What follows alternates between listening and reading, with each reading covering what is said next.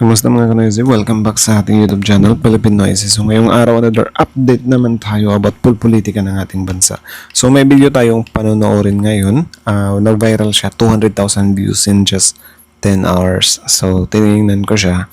And then yun, nakita ko dun sa comment section, parang ewan ko kung nakabot ba yung mga commenter dito or naka-troll farm or whatsoever, but yeah. Sobrang kasi more on puro close-minded yung mga comment, kumbaga parang mga DDS lahat ata nag-comment ng video to. So i-check din natin yung mga comment na yan mamaya. But tingnan muna natin kung ano yung nasa loob ng video to, bakit ganyan yung mga comment nila na. So ang video to is mula kay Pinas News and syempre courtesy na rin sa Senate of the Philippines. So may tumabagat na Day 16 VP Sara Duterte Impeachment Part 1, Marivic Pareha mabilis na iniharap bilang witness. So yun yung panonoorin natin. Bago natin simulan Pinas News, supportahan nyo yan. Tapos syempre kung trip nyo ng mga ganitong reaction video, may kasama kayo manood, huwag nyo na rin kalimutang supportahan yung YouTube channel natin, Philippine Noises. Mga kanoisy, hindi na natin ito patatagalin po. Simulan na natin, baka agawin pa ng China. Again, Pinas News, Senate of the Philippines, Philippine Noises, like, comment, share, subscribe. Start. The Honorable Suwan is recognized. Thank you, Your Honor. May it please the Honorable Impeachment Court, the prosecution calls Ms. Marivic M. Pareha. The Clerk of Court, through the Sergeant at Arms, is directed to kindly situate Ms. Marivic Pareha to the witness stand.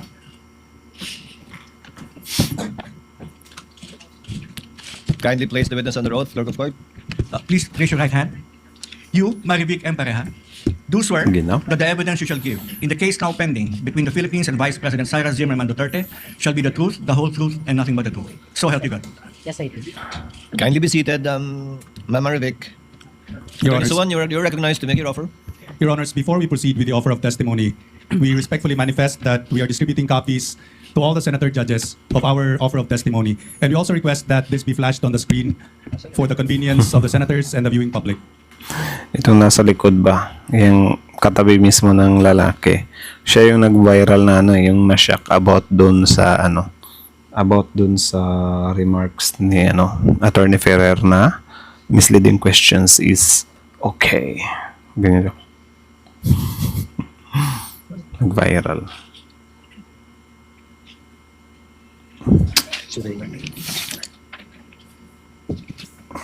Ganyan.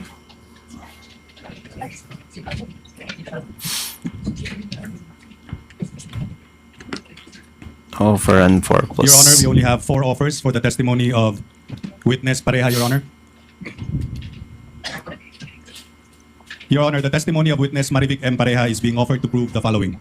Number 1, she has been an employee of the House of Representatives for the past 27 years and has, for the last 8 years up to the present, served as the Service Director of the Legislative Archives and Museum Management Service, or Archives, of the House of Representatives.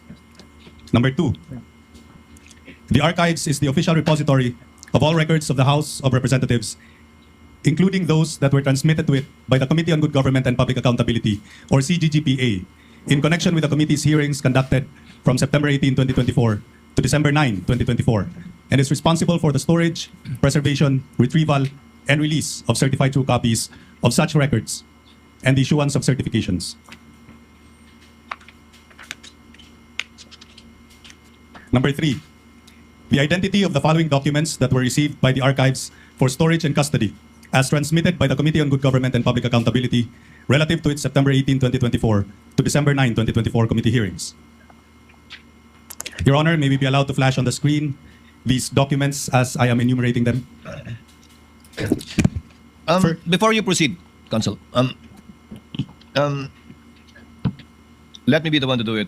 Would Attorney Lyndon be willing to stipulate insofar as the current position of the witness in the House is concerned relative to offers 1 and 2 of the Council?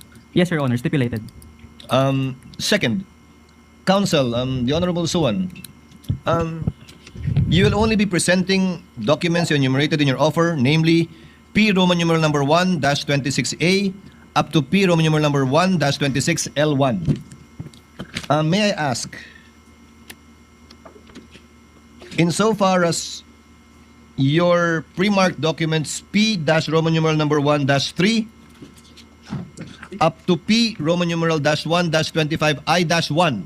These were not part of the documents you requested this court to take judicial notice of, which we are more than willing to do because they're of the same nature. And since you're not presenting it to this witness, would you want to make the corresponding motion for us Parang to take ano lang judicial din notice of those napansin ko, documents? ano, Again, to reiterate. yung mga comments siguro dun is parang pumunta lang sila sa video na to para mag-comment. Hindi na nila pinanood tong video na to. Wala lang, feel ko lang na parang ganun yung nangyari. Basta, titingnan natin yung comment mamaya. P-Roman numeral number 1-3 up to P-Roman numeral number 1-25-I-1. Mostly, these are documents pertaining to documents submitted to the House pertaining to the Ombudsman case and the counter affidavits of some of the respondents in that case. Yes, or Your Honor. you'd have no intention of presenting those documents anymore. We do, Your Honor, and judicial notice would be much appreciated. Kindly ask for it because it is not part of those that we can give judicial notice of in a mandatory manner. So you are asking for judicial notice for the documents I mentioned. Yes, Your Honor, the prosecution moves. Any objection on the part of the respondent? Again, just as to the existence of these documents, as to the fact that they were submitted before the House of Representatives, not as to the truth or relevance of these documents to these proceedings. Counsel?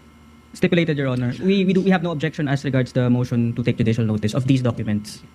Court therefore makes an order that the documents inclusive from P-Roman numeral number 1-3 to P-Roman numeral number 1-25I-1 are all taken judicial notice of. Copies are therefore directed to be furnished to all the senator judges for their information and reference. Again, as to the fact that these are part of the official records of the House, duly submitted to them, and that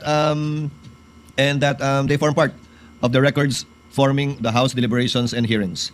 Now, next, Honorable Suwan, insofar as these documents you presented are concerned, again, these are all submissions to the House, correct? Yes, Your Honor. May I hear from counsel for respondent, Attorney Lyndon? Are you willing to stipulate as to these documents that they intend to present through the witness, Attorney Pareha?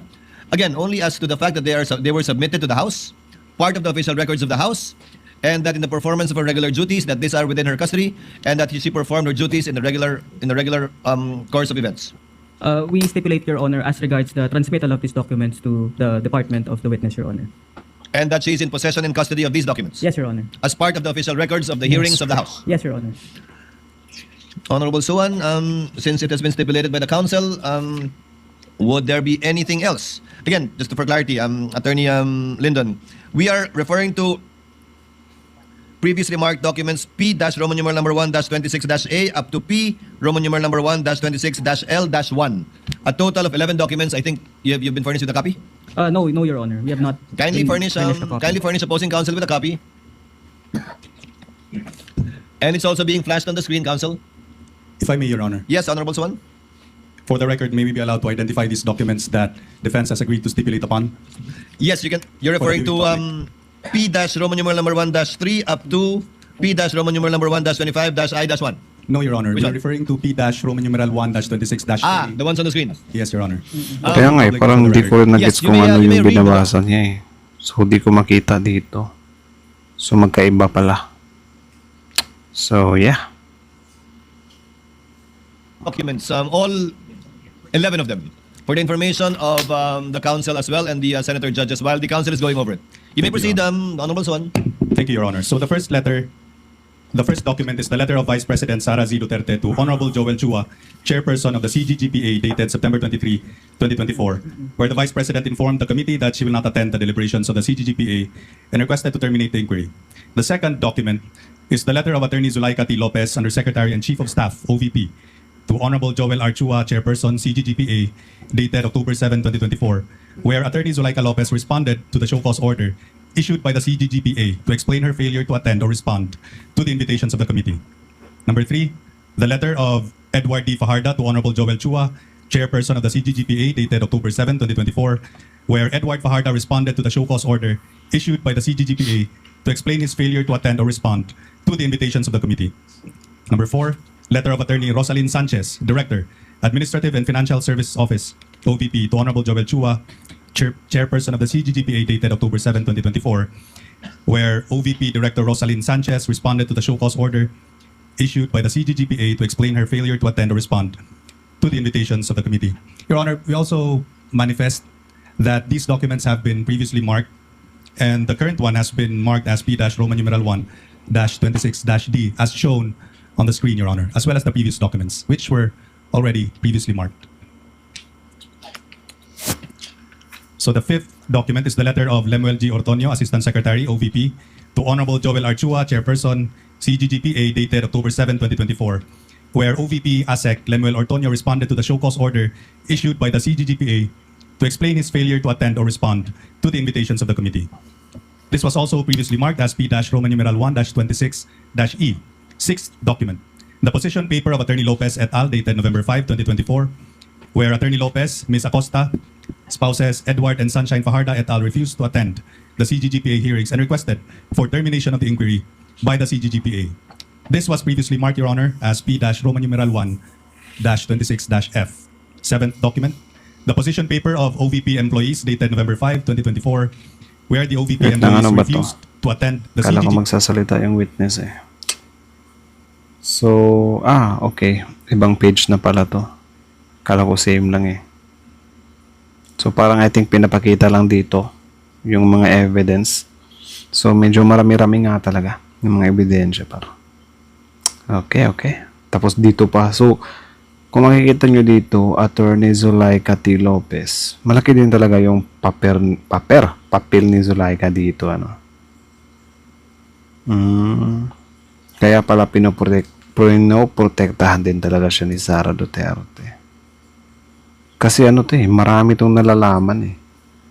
Siguro kung ito babaliktad to, mas lalong yayariin si Sara Duterte nito eh.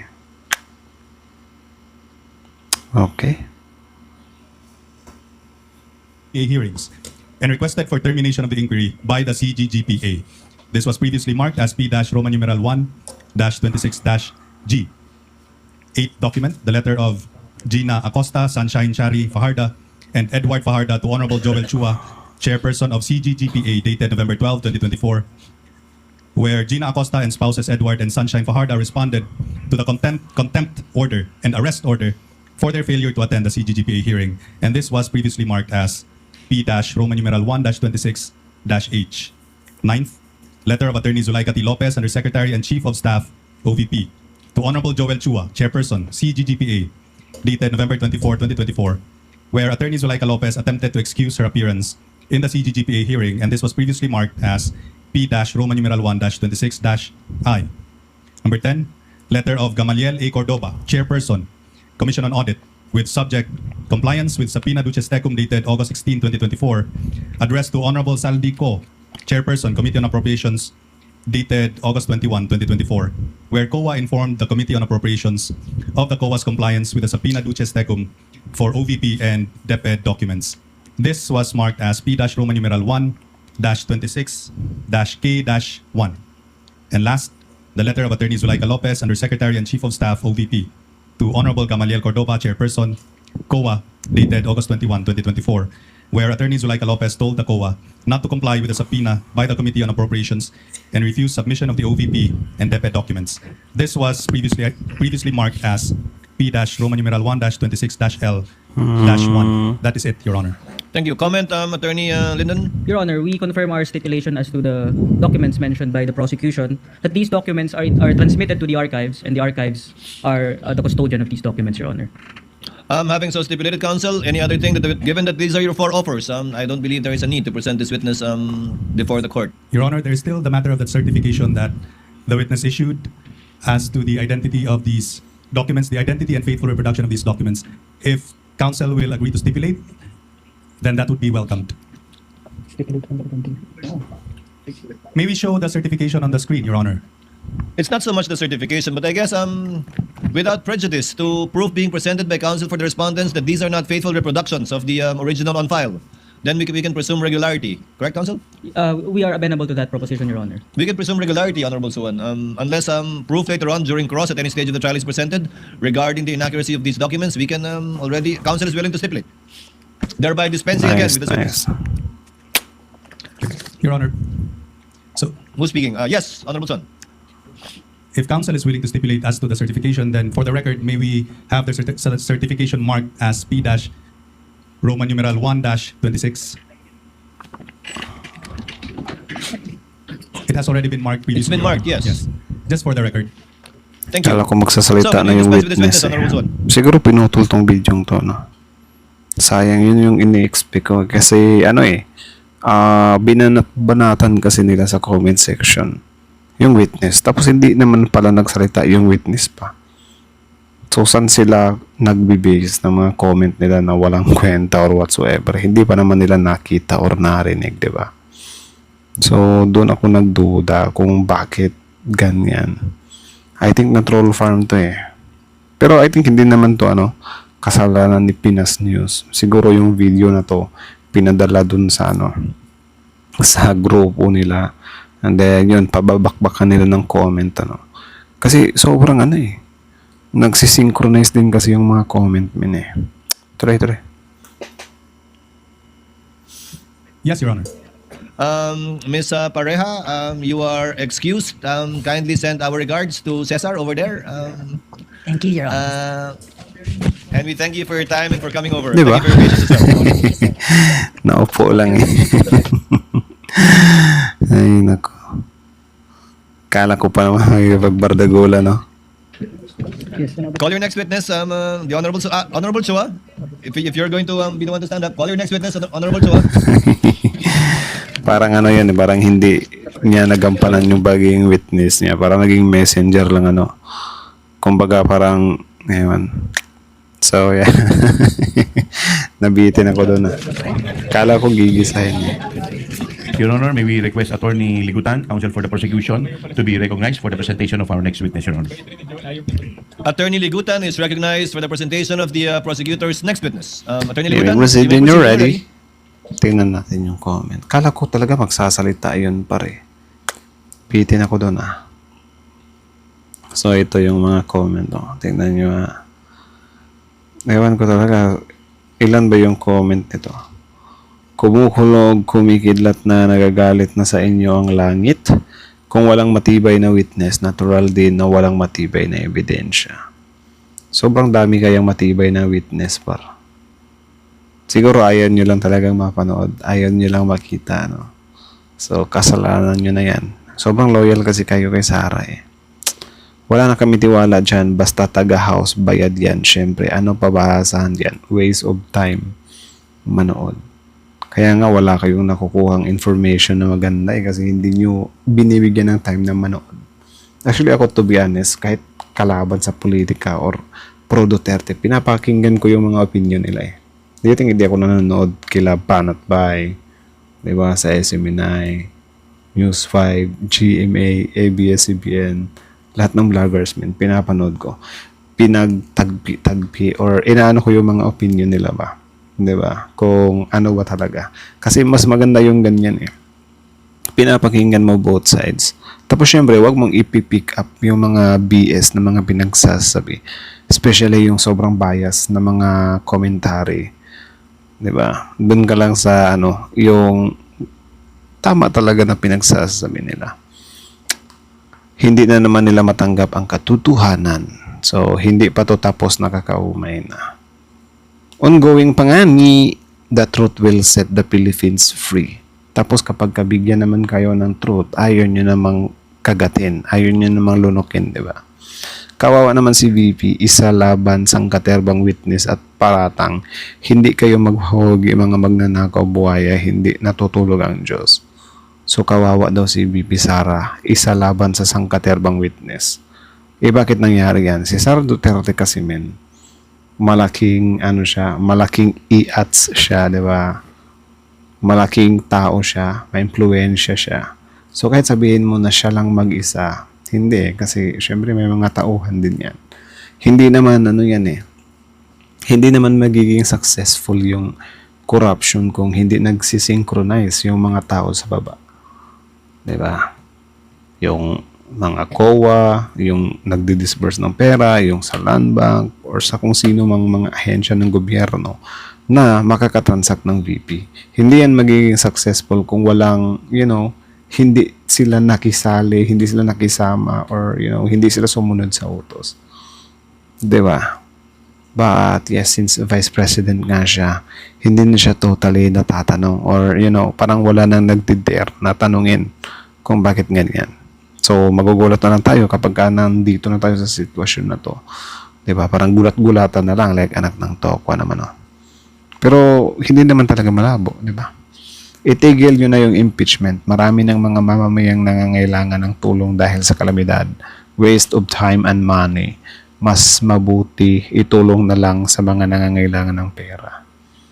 Diba? Ito din yung hindi nila maintindihan.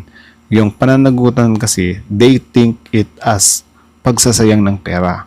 While yung ninakaw na pera, 125 million, 600 million, diba? Inaano lang nila, million lang naman yan. Yung iba, billion naman. So, parang kinukumpara nila. So, I think itong comment na to, parang, ano lang din to Parang, anong tawag dyan? Parang farm. Tingnan nga natin kung mga bagong account ba to. Oh, hindi ko makita. Tingnan ko lang, curious ako. Wait, 10 years ago. So, medyo legit pa itong account na to. Legit na troll. Tingnan natin. 14 years ago. Grabe, ang tatagal na ng mga account nila. 2 years ago. 1 comment on this channel. Ito, 10 comment on this channel. Nakakatakot, ginagamit pa ang Diyos para mag-witness pero wala din. I think ano lang naman yan yung parang ganyan, manunumpa ka. Parang procedure nila yan, but yeah, nakakalungkot, hindi naman na nasusunod yan. Ako mag-witness kahit pang barbecue lang ang bayad, okay na, makakain lang para hindi mapasmo kasi grabe ang mahal pa ng mga bilihin ngayon, bullshit. Stop impeachment hearing, wala nang kalasa-lasa, sayang ang mga pera natin. Magtrabaho na kayo, bullshit, nasasayang lang kayo oras dyan. Tama po, dapat ang ginagastos nila dyan itulong na pang sa mga lubong pa rin sa baha. Grabe, ibang klase. Dapat hindi pinayagan ng presiding judge ang mga evidence na wala sa inihaing impeachment complaint. Pero kapag ka nasa sa kampo nila yung gagawa nito, ba't hindi tatanggapin yan? Takot kayo na maano yung katotohanan? Hindi lang dapat pauwi ni contempt. God is good all the time. Grabe, God save the Philippines. Prosecution always sablay. So ito bias comment din to. Please stop the impeachment ni no bearing at all. Dagway ni Suwan murag kwarta makadawat lang og 150M nilangak man noon gusto pero nilang pabayad. Sayang nagpablante pa naman si Auntie kasi pinauwi lang. Sobrang bilis nga lang Gagawin ng administrasyon bangag ang lahat para lang ma-impeach si VP Sara Duterte. Bakit kasi siya na naman ang madala sa dahig kasi siya ang mastermind sa flood control scam.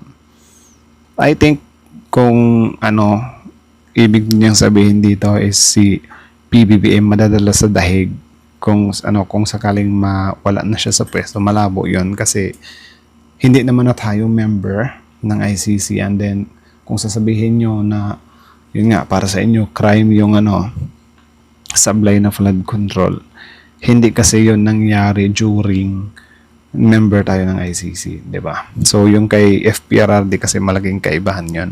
So nagawa yung crime ni FPRRD, member pa tayo ng ICC, kaya nadala siya dun sa ICC. So PBBM malabo siyang madala sa dahig. Si Sara Duterte pwede pa kasi yung time ng war on drugs ni FPRRD dun sa Davao, si Sara Duterte yung mayor dun. So parang may yung witness ata yun. May nagsabi na aprobado ni Sara Duterte yung pinagagagawa nung tatay niya or ng DDS, Davao Death Squad ata yun, nung time ni Sara Duterte. So may chance si Sara Duterte na mapunta sa daig. Yun yung reality. Percentage lang naman. So itigil lang yung impeachment, puro na lang kagaguhan, mga witness, walang kredibilidad. Ang galing nitong cheese, sinasabi nyo lang yan kasi para sa inyo pumabor. Pero kapag hindi naman cheese, hindi nyo na tinitingnan kung may basihan talaga di kayo magpila na kayo sa 2028, puno ang kulungan. So, yeah. Tama na yan. Lubog na sa tubig ang sabayan ng Pilipino. Magtulungan ang importante dyan sa ngayon. Kasalukuyan po, binabayo po ng baha ang aming lugar. So, ito yung ano nila. Ito yung comment nila. No? Nagsisynchronize sila sa baha, sa hindi na credible yung witness, walang kwenta, wala tayong mapapala, sayang ang pera, stop the hearing. So, yeah. Yan. Gawain yan ng mga troll farm, ano. So, yeah. Nakakalungkot lang din. Kawain talaga siya. Tapos, yeah. Ahenteng rupa. Naalala ko kasi yung ano eh. Yung kay Lauren Ligarda na tinotroll farm din yung page niya. Alam niyo yung pampalubag, pampaganda ng standing, pampaganda ng comment dun sa video niya. I mean sa Facebook page niya. So anyways, hanggang doon na lang muna. So about to kay Pinas News PH. So kita niyo naman, yung video na to is more on, ano lang naman siya, binasa lang yung purpose of testimony. Ewan ko kung may karugtong pa yun. Pero I think wala na eh. Umalis na yung babae, di ba? So based sa makikita nyo doon, wala naman talaga siyang ano pa. Pero yung mga komento nila is parang nagsisynchronize lang or doon lang talaga sila sa labas. So ito yung nakakalungkot din sa ibang supporter ni Sara Duterte kasi sobrang hirap nilang mulatin kasi wala eh. Mas pinipili nilang halimbawa ganyan, hindi na sila manonood ng ng impeachment, especially if may witness kontra kay Sara Duterte. Pero I think kung bibigyan nila yan ng pagkakataon, panoorin nila, tapos analisahin nila. Di ba? Baka mahimasmasan pa sila, pero I think wala talaga. Parang nangingibabaw yung pagiging panatiko nila, no? So, nakakatawa lang din. Kinukull out nila dito, sayang sa pera, inaano na tayo ng baha. Pero parang ayaw nyo naman na sa future, hindi na maulit itong massive corruption. Like, akala mo naman talaga, if ever maging presidente si Sara Duterte, masusolusyonan niya yung baha. Eh, ngayon nga lang vice president siya, may maraming pagkakataon sana siya na gampanan yung pagiging vice president niya. Mag-iisip ng mga magagandang mga proyekto, but yeah, hindi niya yun ginawa. So what more na lang kung maging presidente pa siya, di ba? But I doubt malabo yung maging presidente kasi wala eh. Kung hindi man yan ma-impeach sa vote of 16 ng senators, siyayariin yan ng ombudsman. So I think malabo pa rin. So yeah, abangan na lang natin. So sa mga supporter ni dyan, sana naman bigyan nyo ng pagkakataon kahit papaano kayong masyadong close-minded, huwag kayong magiging panatiko totally. Manood din kayo ng diba? Panoorin nyo yung buong impeachment, tapos huwag kayong mag-divulge agad sa kesyo ganyan. Diba? Paninira lang. Kasi yung mga dinadala naman nila dyan, mga pure evidence naman yan eh. Diba? Hindi naman yan gawa-gawa. Yung may respeto siguro. Yun. Possible gawa-gawa yun. But yeah, other than that, wala talaga. Sobrang overwhelming ng mga ebidensya kontra kay Sara Duterte. So anyways, hanggang dito na lang muna. So kayo na masasabi nyo dito, comment down below. Tapos yung pag-usapan natin yan sa comment section. So again, Pinas News, Senate to the Philippines. Filipino Easy. Like, comment, share, subscribe. Filipino Easy is out.